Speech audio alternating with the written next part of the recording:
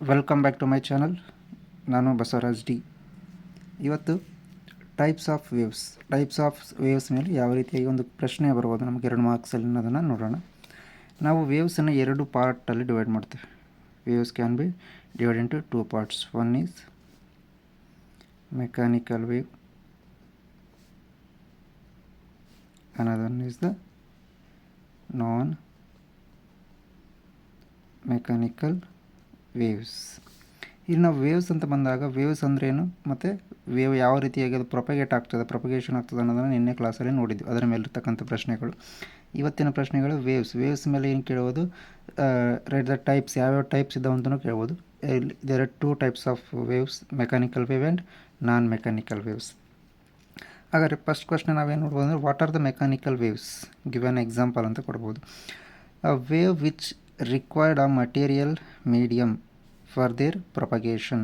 ಒಂದು wave travel ಆಗಬೇಕಾಗಿತ್ತು ಅಂದರೆ ಒಂದು ಪಾಯಿಂಟಿಂದ ಇನ್ನೊಂದು ಪಾಯಿಂಟಿಗೆ ಅದು ಟ್ರಾವೆಲ್ ಆಗಬೇಕಾಗಿತ್ತು, ಪ್ರೊಪಗೇಷನ್ ಆಗಬೇಕಾಗಿತ್ತು ಅಂದರೆ ಅದಕ್ಕೆ ಸಮ್ ಮಟೀರಿಯಲ್ದು ಮೀಡಿಯಾದ್ದು ಏನು ಬೇಕಾಗ್ತದೆ, ಎಲ್ಲಿ ಬೇಕಾಗ್ತದೆ. ಮೀಡಿಯಾ ಅಂತ ಅಂದಾಗಿಲ್ಲ ನಾವು ಏರ್ ಮೀಡಿಯಾ ಇರ್ಬೋದು, ವಾಟರ್ ಮೀಡಿಯಾ ಇರ್ಬೋದು, ಎನಿ ಮೀಡಿಯಾ. ಅದು material media, air, water, wires, copper wires, steel wires, wood, any types of ಯಾವುದಾದ್ರೂ ಒಂದು ಮೀಡಿಯಾದ ಸಹಾಯದಿಂದ ಮಾತ್ರ ಅದು ಪ್ರೊಪಗೇಟ್ ಆಗಲಿಕ್ಕೆ ಸಾಧ್ಯ ಆಗ್ತದೆ. ಅಂಥದ್ದನ್ನು ನಾವೇನಂತ ಕರಿತೀವಿ, ಮೆಕ್ಯಾನಿಕಲ್ ವೇವ್ಸ್.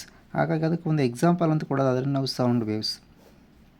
ಹೌದ್ರಿ, ಸೌಂಡ್ ವೇವ್ಸ್ ಟ್ರಾವೆಲ್ ಆಗಬೇಕು ಅಂತಂದರೆ ನಮಗೆ ಈ ಕಂಪಲ್ಸರಿ ನಮಗೇನು, you must should need material media, that is in the form of air media ಇರ್ಬೋದು, ಅಥವಾ ವಾಟರ್ ಮೀಡಿಯಾ ಇರ್ಬೋದು, ಅಥವಾ ಯಾವುದಾದ್ರೂ ವಯರ್ಸ್ ಥ್ರೂನು ಅದು ಟ್ರಾವೆಲ್ ಆಗ್ತದೆ. ಇನ್ನು ಸೌಂಡ್ ಏನಾಗ್ತದೆ ನಮಗೆ, ಇನ್ನು ವ್ಯಾಕ್ಯೂಮ್ ಒಳಗಡೆ ಪ್ರೊಪಗೇಷನ್ ಆಗೋದೇ ಇಲ್ಲ ನಮಗೆ. ಹೌದಾ, ವ್ಯಾಕ್ಯೂಮ್ ಒಳಗಡೆ ಅದರದ್ದು ಮೊಮೆಂಟಮ್ ಇರೋದಿಲ್ಲ ನಮಗೆ.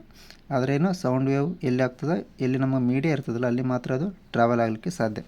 ಹಾಗಾಗಿ ನಾವು what are the mechanical wave ಅಂತಂದಾಗ ನೀವು ಏನಂತ ಬರಿಬೋದು ಅಂದರೆ, it requires the material media for their propagation. Example ಅಂತ ಬಂದಾಗ ನೀವು sound waves on surface media.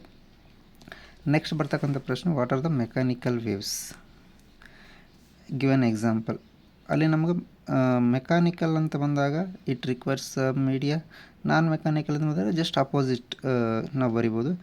Waves does not required any material media for their propagation. These travels in a vacuum as well as matters. ಈ ಒಂದು ಉತ್ತರವನ್ನು ನೋಡಿದ ತಕ್ಷಣ ನಿಮಗೆ ಅರ್ಥ ಆಗಿರ್ಬೋದು ಇದಕ್ಕೆ ಎಕ್ಸಾಂಪಲ್ ಏನು ಕೊಡ್ಬೋದು ಅಂತೇಳಿ.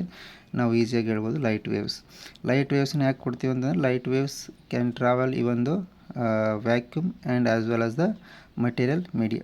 ಎರಡೂ ಕಡೆಯೂ ಸಹ ನಮಗೆ ಲೈಟ್ ವೇವ್ ಟ್ರಾವೆಲ್ ಆಗೋದ್ರಿಂದ light wave is the example of non mechanical wave. ಇದು ನಿಮ್ಗೆ ಈವನ್ ಕಾಂಪಿಟೇಟಿವ್ ಎಕ್ಸಾಮ್ ಒಳಗೂ ಸಹ ಬರಬಹುದು.